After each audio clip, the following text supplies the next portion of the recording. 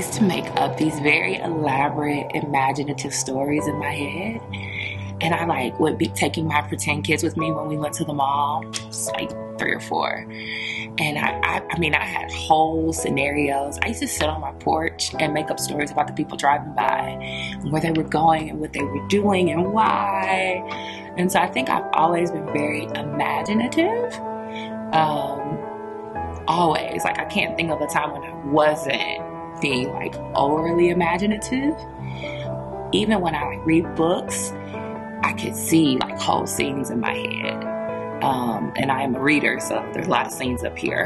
And even now when I talk to people, I can see what they're saying. Even sometimes it's just seeing words, but it's I can see what they're saying. And so I just think it is embedded in who I am. I can take any curriculum and make it work once I understand the kid I'm working with, or the adult, right? It's not just kids, because I can imagine a solution.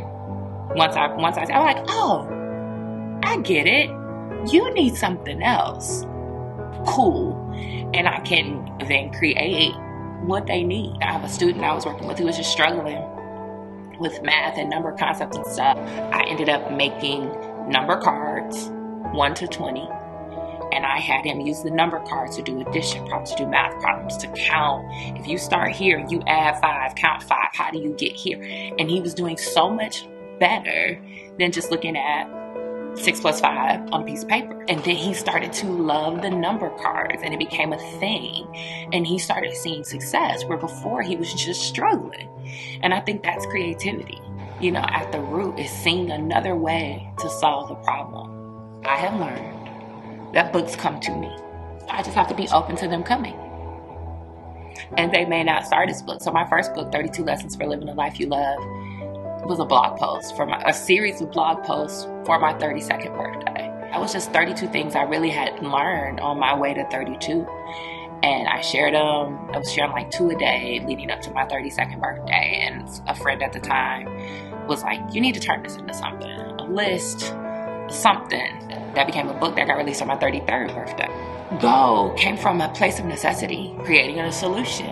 I was at a church at the time involved in youth ministry, and it was a commuter church. And so we had kids who would come sometimes. They would come when they stayed with one parent if their parents were divorced, or they would come if they stayed with their aunt, or kids who would come over the summer and be with us for a summer or a holiday season. And they would have these rich, deep spiritual experiences, and they would accept Christ. But then they went home, and there was no church that they were a part of. There was no community. It's easy to fall off if you don't have a guide of some sort. And so I created the devotional to be shared as a guide to help those students who accepted Christ, who maybe don't regularly come to church. Black Girls Guide to Self-Care came out of personal necessity, right? These are things I needed to do. Let me help other people along in the journey. And I did it as a 30-day challenge for 2 years in a row before it became a workbook.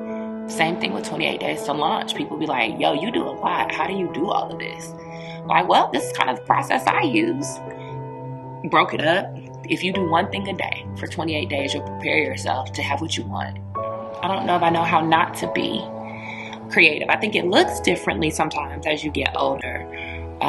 So I can create in the business world by creating strategies and solutions, but that's still an aspect of creativity. I think it is just as much a part of me as my name.